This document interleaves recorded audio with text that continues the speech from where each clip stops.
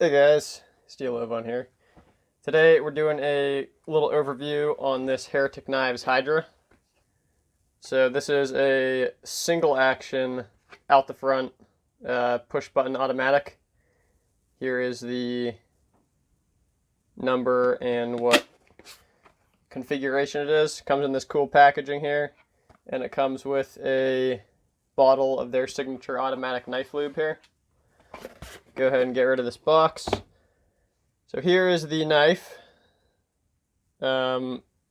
This is the battle worn finish with the Cerakote aluminum handles and black Cerakoted accents here. That's been stonewashed afterwards to give this cool battle worn finish. This one's an LMAX steel, and as you can see on this side, the clip has been modified by me. So basically, it's got this spring-loaded safety to cover the button. To actuate it, you slide that to the side, push down with your thumb on the button, and retract it using this lanyard. And then you release the button to lock it, and you put the handle back into the actual handle. And it's held in there by these two little ball detents in there. So I'll give you a quick size comparison here to the PM2 and PM3. Here we go. So it's just slightly longer than the Paramilitary 3, or Paramilitary 2, excuse me. And it's almost exactly the same thickness as both of them. So we'll lose these guys. So why the heck would you buy a Heretic Knives Hydra? Well, I think this knife has a lot of things going for it. Really, it's mostly just different. There's so many knives out there that are kind of all seem the same. Just as far as action, aesthetics, and whatnot. And I think this is just a departure from a lot of kind of mainstream automatics. Basically, this company was created by Anthony Marfione's son, Anthony Marfione Jr., I believe. And so he was working at Microtech Knives, and he decided he wanted to make his own style.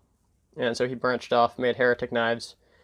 And so as you can see, the design language just looks totally different. It looks sort of maybe robotical, and less of this sort of formal, maybe professional look of the Microtechs. They sort of have a very clean look, and these are more fluid, I would say.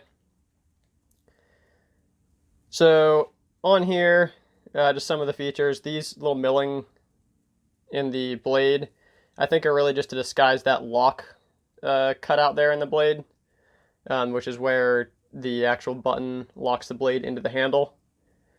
It's got these little traction marks around, which carry across, which actually lock your hand in pretty good. You can carry this in a variety of different handholds if you're actually going to use it.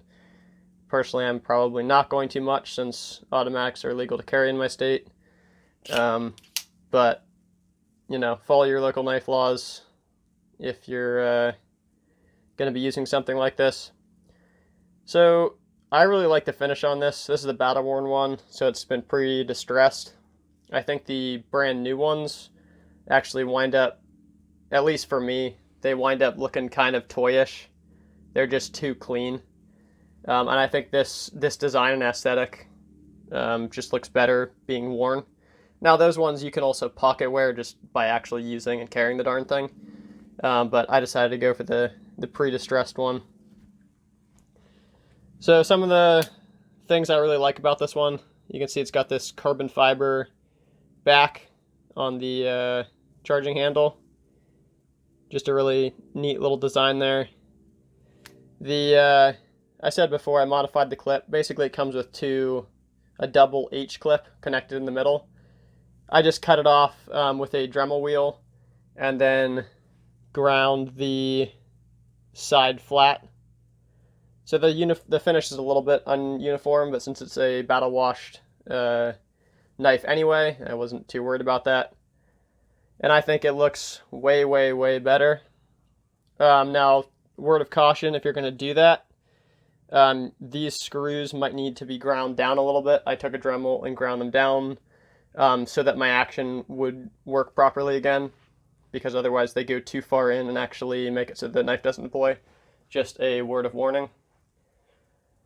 So one of the things about this knife just people should be aware about. I really, really like this knife. Super happy with how, everything about it now. But when it first came, you would fire it out and it actually wouldn't lock. So you could just pull the charging handle back without pushing the button. It was not locking all the way open. And this I found, at least one other YouTuber has had this problem. The Flatline Blades was the guy that I saw. And he said he just undid the handle screws a little bit, which is what I did. I undid them just a fraction of a, turn. And that fixed my action right up.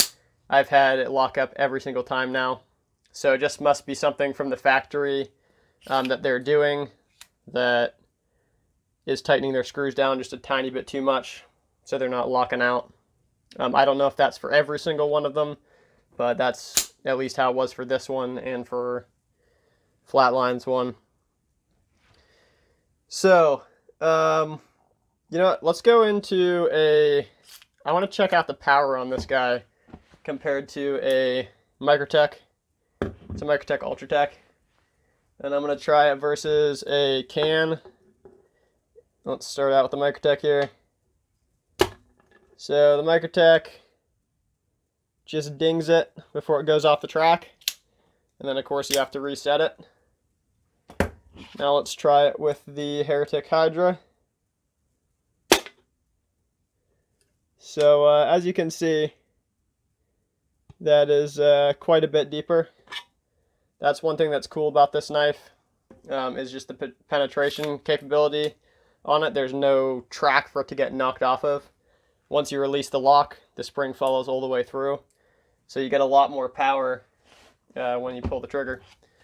So now let's try it. I want to try it with a apple here, wrapped with a t-shirt. So let's try with the Ultratech. Alright, so maybe about a 1/4 inch. Pretty underwhelming. Not that this has any practical use for these knives, but just something that I find cool about them. And there's the Heretic Knives. That one in a solid 1/2 inch there. I actually want to try that one again. So let's go ahead and recharge this guy. And I'll try it one more time. So that was even more, maybe 3/4 of an inch. So I think that's pretty stinking cool about this knife. Just how much power it has right out the gate. And you can definitely hear that in the action there.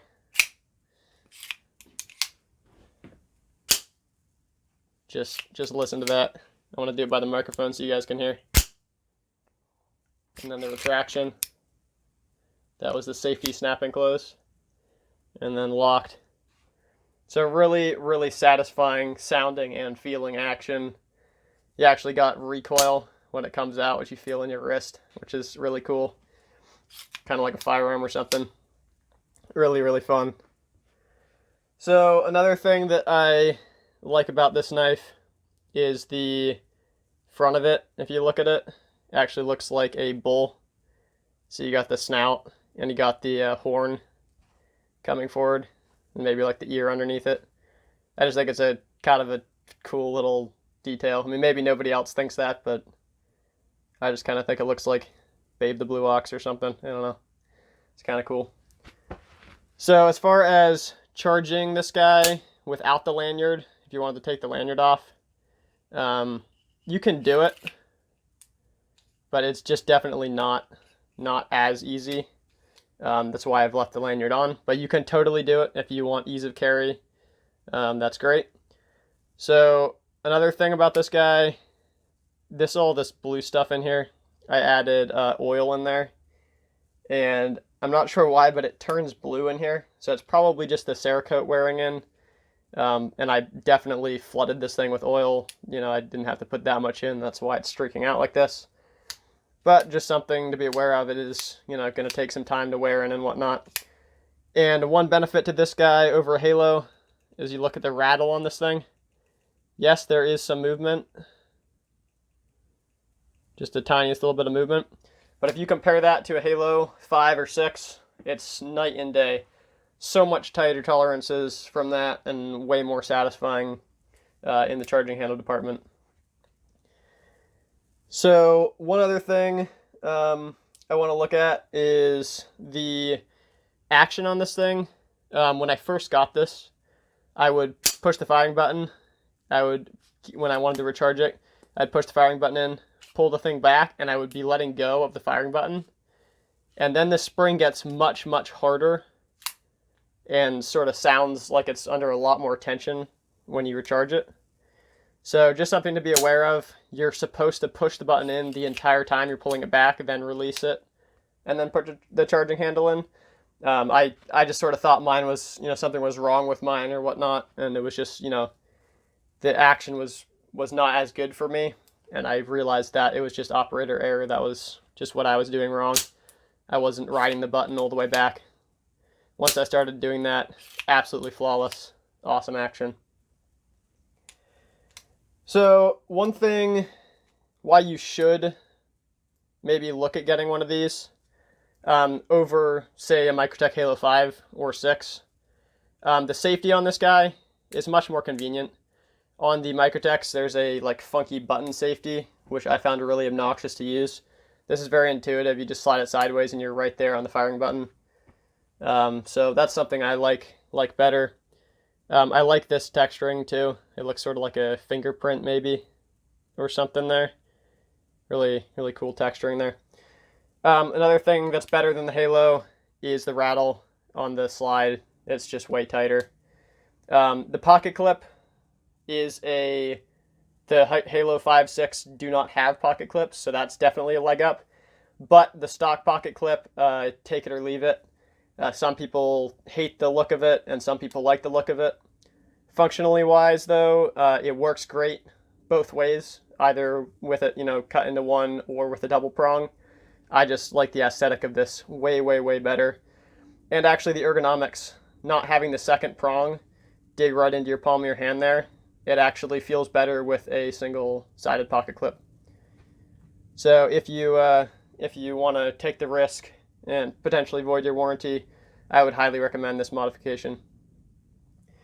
Another reason to get this over Halo 5, this guy right here costs about $435, I think. Or $420 if you go for a base model. This is also a drop point. They come in a Tonto variant and a Stonewash variant in several different colors. Hollow ground blade here. They're all hollow ground actually, I believe.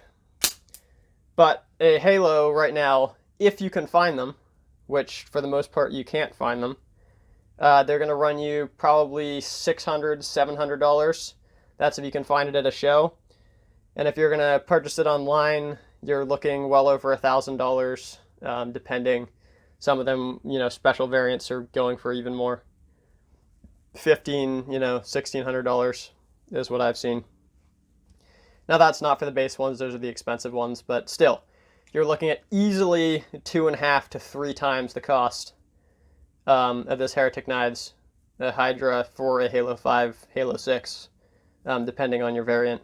Oftentimes you won't be able to get a variant that you want to, so you'll be, compromising for one with a safety, or one with serrations, or a blade finish that you don't like, or blade style you don't like, depending.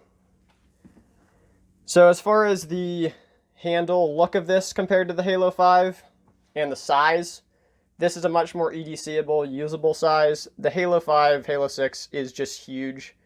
I really like the size of the Halo 5, but it's really less practical.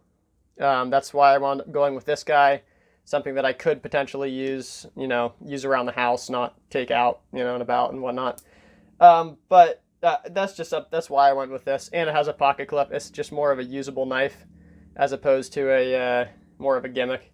If you would like to carry the Halo, you got to get like a Kydex holster for it, or a neck sheath for it, like a lanyard sheath. It's just less convenient. So, and honestly, if you're talking about single action OTFs, they're not convenient because when you're using a knife, you're most likely going to open it, use your cutting task, and be holding whatever it is you're cutting with your other hand. You're not going to have a second hand to, do a full two-handed closing after the fact.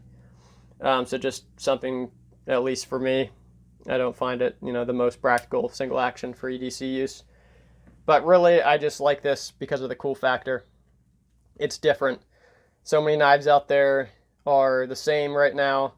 I've handled hundreds and hundreds of different knives, and I'm at the stage in my, collecting point where I'm looking for stuff that's different and it's a little, off the beaten path. And right here, I think you get a absolute, bargain for what it is compared to a Halo. You get, the same manufacturing quality. I think every bit as good out of this, coming from a guy who literally came from working at Microtech, started his own company. Tolerances are great on this thing. Finishes are great on this thing. Action's great on this thing. And their warranty, they even, their warranty covers, anything damaged or whatever. They do free sharpenings. And also, if you want to, you can get your knives, I believe you can get them custom Cerakoted. They actually have a Cerakoting guy that you can send your knives into that will not void your warranty if you send it to their specific Cerakote guy. So that's really, really cool. Anything else I want to talk about this thing? That's just a really cool knife. The another thing I like about this one is the whole thing is pretty much sterile. The only logoing is on the charge handle. Oh, let me wipe that off for you. There you go. Heretic Knives. You got your serial number. They're all serial numbered.